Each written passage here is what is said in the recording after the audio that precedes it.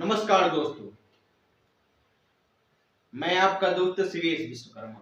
तो चलिए आज हम बात करेंगे फिजिक्स का फर्स्ट चैप्टर, यानी हम फिजिक्स को एकदम हल्की तौर पर समझते हैं और हम काफी कुछ इस चैप्टर में सीखेंगे।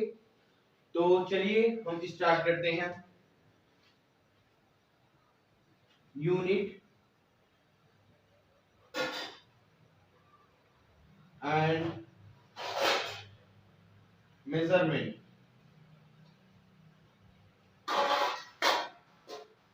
यूनिट एंड मेजरमेंट हम जानेंगे, यानी मात्रक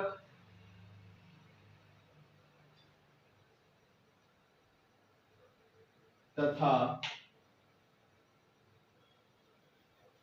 मापन। ठीक है, मात्रक और मापन या मात्रा एवं मापन। ठीक है, तो सबसे पहली बात ये आती है ये कि मात्रक क्या होता है, यूनिट होता क्या है। आप इमेजिन करिए कि यूनिट होता क्या है। यानी किसी अज्ञात राशि को ज्ञात करने के लिए हमें किन चीजों की आवश्यकता होती है। जैसे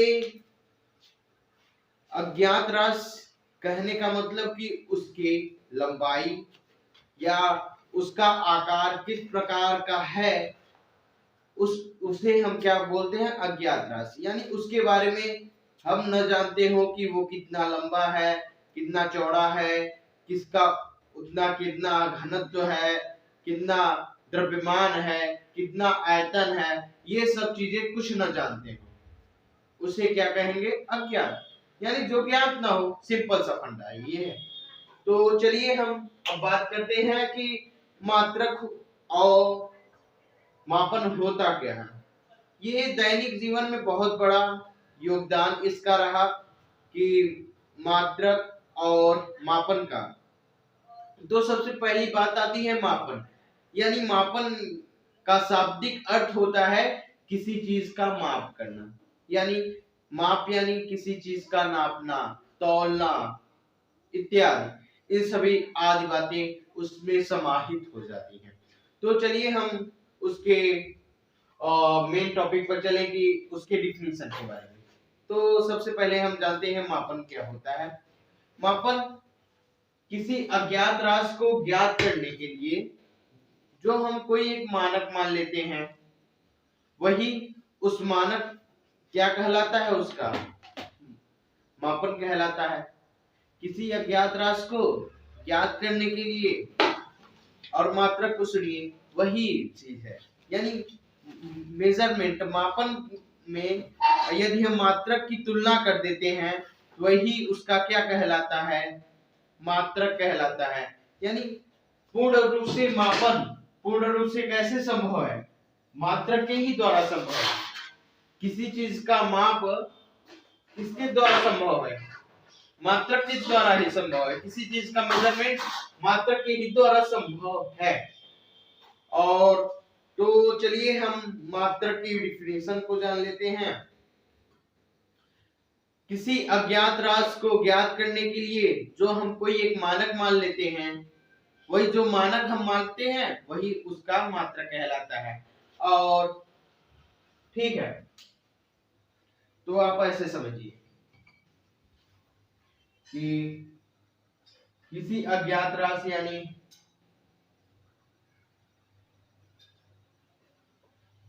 एक पेन में अज्ञात क्या है कि पेन की लंबाई क्या है, आपको ज्ञात है नहीं। पेन का आकार किस प्रकार का है,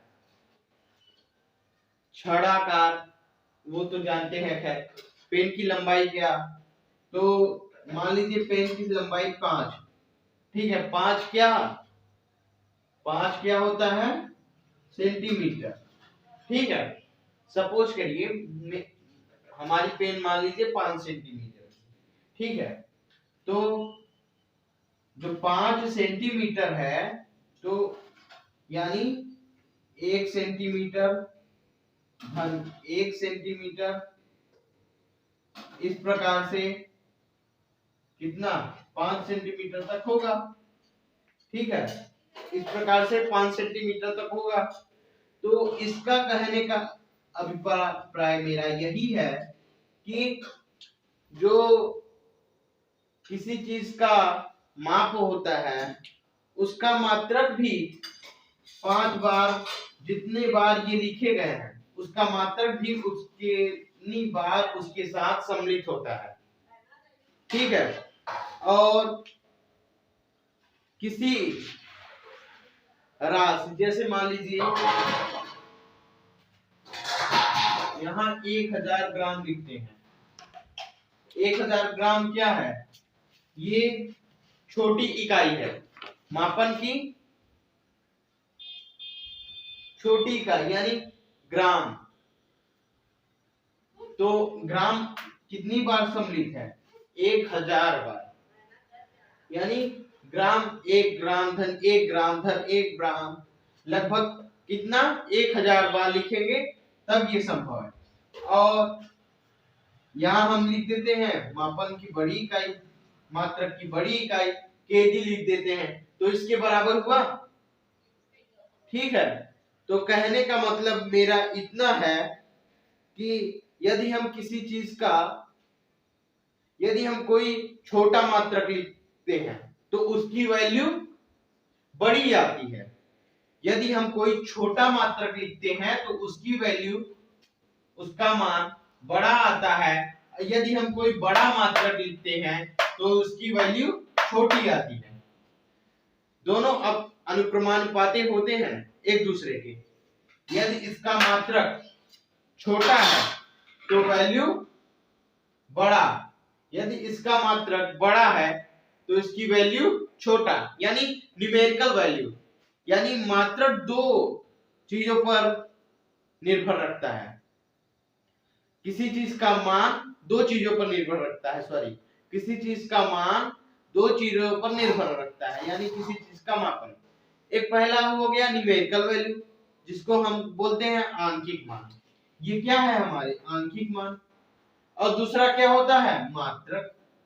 ठीक है, अब हम समझ गए कि मापन क्या होता है। किसी चीज अज्ञात राशि को ज्ञात करना मापन कहलाता है, यानी माप करना, सिंपल सा। और मेरा इतना बताने का ये उद्देश्य है कि ये जो, अगर उसका मात्रक किसी न्यूमेरिकल वैल्यू जो दिया है, यदि उसका मात्रक ये ग्राम है तो उसकी वैल्यू ज्यादा, न्यूमेरिकल वैल्यू। यदि मात्रक बड़ा है और उसकी न्यूमेरिकल वैल्यू कम होगी। ठीक है, एक दूसरे के दोनों अपोजिट होते हैं, यानी अनुक्रमानुपाती होते हैं। ठीक है, जैसे unit proportional to, sorry erase कर दें पहले।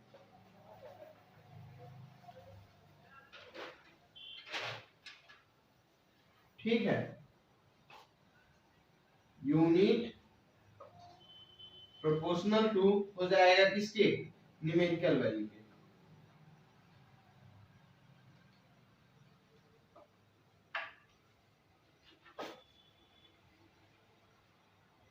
ठीक है, न्यूमेरिकल वैल्यू यानी यदि यूनिट का मात्रक होता है क्या?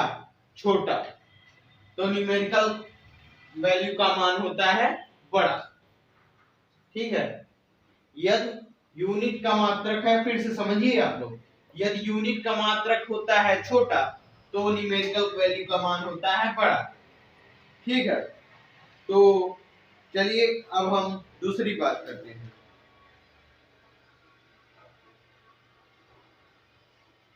तो मात्रकों के पद्धतियों के बारे में जान लेते हैं। मात्रकों के पद्धतियों के बारे में जान लेते हैं। तो मात्रकों को निम्नलिखित रूप से 3 पद्धतियां हैं। पहला एमकेएस, दूसरा सीजीएस, पहला एमकेएस, दूसरा CGS, तीसरा है FPS। तो पहला MKS है, दूसरा CGS है, तीसरा FPS। MKS यानी मीटर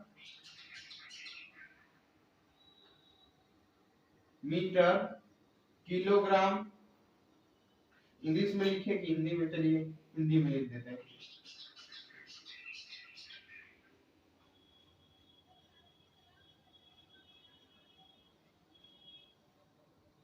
प्रति क्या हो जाएगा, किलोग्राम सेकंड हो जाएगा, ठीक है, सेकंड। ठीक, अब CGS यानी सेंटीमीटर, शॉर्टकट में लिख देते हैं सेमी।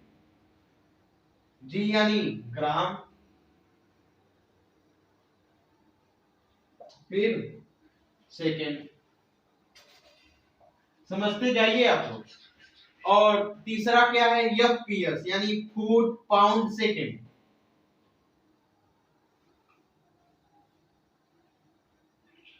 फुट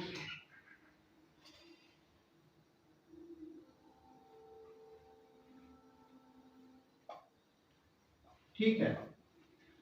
ऐसी पद्धतियां, अब MKS पद्धति का हम जानते हैं डिफिनीशन क्या हो सकता है। MKS पद्धति यानी ऐसी पद्धति, ऐसा सिस्टम जिसमें लंबाई को मीटर में, द्रव्यमान यानी मास को किलोग्राम में, और टाइम को यानी समय को सेकंड में मापा जाता है, तो इस पद्धति को हम MKS पद्धति कहते हैं। ठीक है, अब दूसरा समझिए, CGS पद्धति यानी ऐसी पद्धति जिसमें लंबाई को यानी लेंथ को सेंटीमीटर में, सेमी में नापते हैं, और द्रव्यमान यानी मास को हम किसमें, ग्राम में नापते हैं, ग्राम में तौलते हैं, फिर समय को सेकंड में, ठीक है, टाइम सेकंड। और अब FPS ऐसी पद्धति जिसमें लंबाई को फुट में, द्रव्यमान को पाउंड में, और समय को सेकंड में मापते हैं, तो कौन सी, FPS पद्धति कहलाती है, FPS प्रणाली कहलाती है। तो इस प्रकार से हम पद्धतियों, 3 पद्धतियों के बारे में हम पढ़ चुके। तो एक पद्धति होता है, सॉरी, क्या पद्धतियां होती हैं, एक पद्धति होता है SI पद्धति, यानी इसको अंतरराष्ट्रीय पद्धति भी कहते हैं। चौथी पद्धति है SI पद्धति, ठीक है। ऐसी पद्धतियां जिनको सभी लोग माने, ऐसी पद्धतियां जिनको सभी देश वाले लोग माने, वो कहलाती है अंतरराष्ट्रीय पद्धति यानी SI सिस्टम, इंटरनेशनल सिस्टम, ठीक है, SI पद्धति। तो SI पद्धति जो होता है वो MKS पद्धति का सुधरा हुआ रूप होता है, ठीक है। SI पद्धति जो होता है, अंतरराष्ट्रीय पद्धति, ये MKS पद्धति का सुधरा हुआ रूप होता है। इसको वैज्ञानिकों के मानकों अंतरराष्ट्रीय पद्धति यानी सभी देशवासी लोग जाने, पूरे वर्ल्ड के लोग SI पद्धति को जानते हैं, ठीक है। तो चलिए अब हम इरेज करते हैं। तो FPS पद्धति आप समझ गए, CGS, MKS, SI आप समझ चुके हैं, ठीक है। अब हम आगे की बात करते हैं, इसको इरेज कर ले। फिर तो हमने जाना कि मापन मात्रक के 3 प्रणाली या 4 प्रणाली को बात कर चुके हैं। अब हम जानते हैं मूल मात्रक क्या होता है, मूल राशियां क्या होती हैं।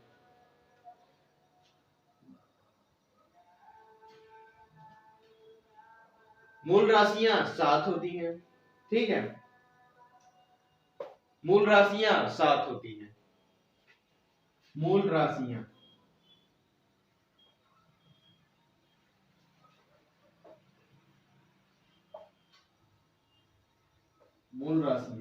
मूल राशियां को फंडामेंटल क्वांटिटीज भी बोलते हैं।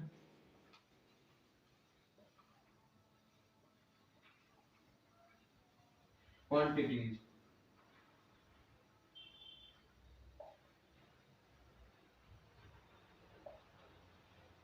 ठीक है, फंडामेंटल क्वांटिटीज भी बोलते हैं। मूल राशियां मूल राशियां 7 होती हैं। पहला लंबाई, जिसको लेंथ बोलते हैं। दूसरा द्रव्यमान। तीसरा समय। चौथा होता है ताप,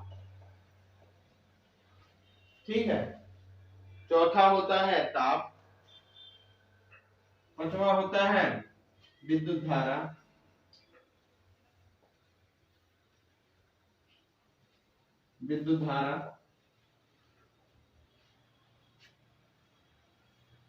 छठवा होता है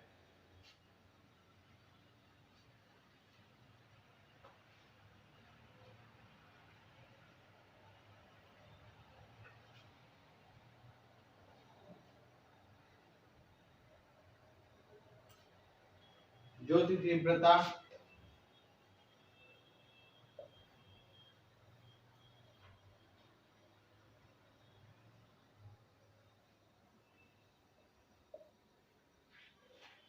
सातवां होता है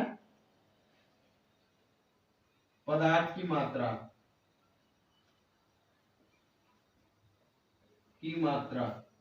ठीक है। मूल राशियां, हमारे 7 मूल राशियों को माना गया है। पहला लंबाई, दूसरा द्रव्यमान, तीसरा समय, चौथा ताप, पांचवा विद्युत धारा, छठवां ज्योति तीव्रता, सातवां पदार्थ की मात्रा। ये हो गई मूल राशियां। अब मूल मात्रक को जानते हैं, यानी मूल राशियों के मात्रक को मूल मात्रक कहते हैं। डिफिनीशन सुन लीजिए, मूल राशियों के मात्रक को मूल मात्रक कहते हैं, यानी फंडामेंटल्स यूनिट ऑफ फंडामेंटल, ठीक है। तो लंबाई का मात्रक क्या हो जाएगा? मीटर। द्रव्यमान का मात्रक किलोग्राम। समय का मात्रक सेकेंड। ये सब लिख रहे हैं। मूल राशियां 7, तो इसका मात्रक भी, मूल मात्रक भी 7 हो जाएंगे, ठीक है। लंबाई का मात्रक मीटर,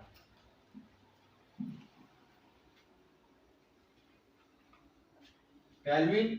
विद्युत धारा का मात्रक एम्पीयर। ज्योति तीव्रता का मात्रक कैंडेला। पदार्थ की मात्रा मोल, ठीक है। अब हम इन चीजों के बारे में अध्ययन कर लिए कि मूल राशियां क्या होती हैं और मूल मात्रक क्या होते हैं, ठीक है। अब हम बात करते हैं व्युत्पन्न राशियां, यानी व्युत्पन्न। शब्दों से ही पता चल रहा है व्युत्पन्न राशियां क्या होती हैं।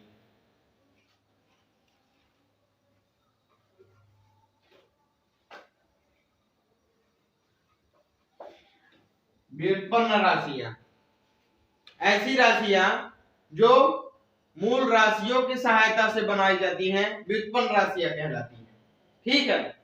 ऐसी राशियां जो मूल राशियों की सहायता से बनाई जाती हैं, व्युत्पन्न राशियां कहलाती हैं, ठीक है। तो और इसके मात्रक व्युत्पन्न मात्रक कहलाते हैं, ठीक है। व्युत्पन्न राशियों के मात्रक, व्युत्पन्न राशियां क्या हुई? जैसे आयतन हो गया। आयतन क्या होता है?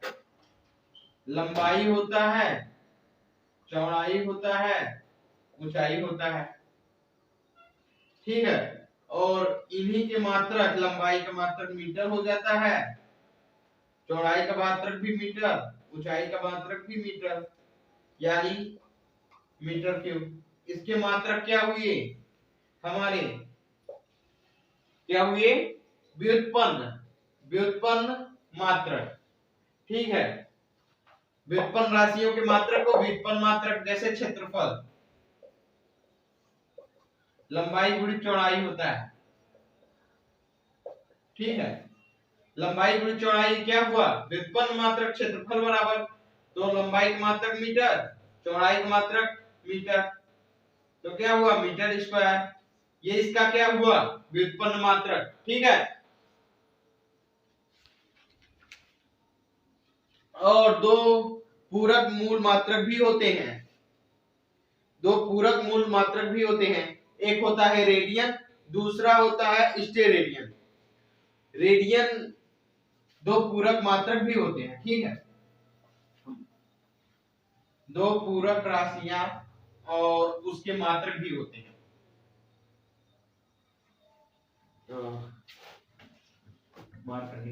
पूरक राशियां ऐसे सुन लीजिए थ्योरी, दो पूरक राशियां होते हैं। ठीक है, एक का होता है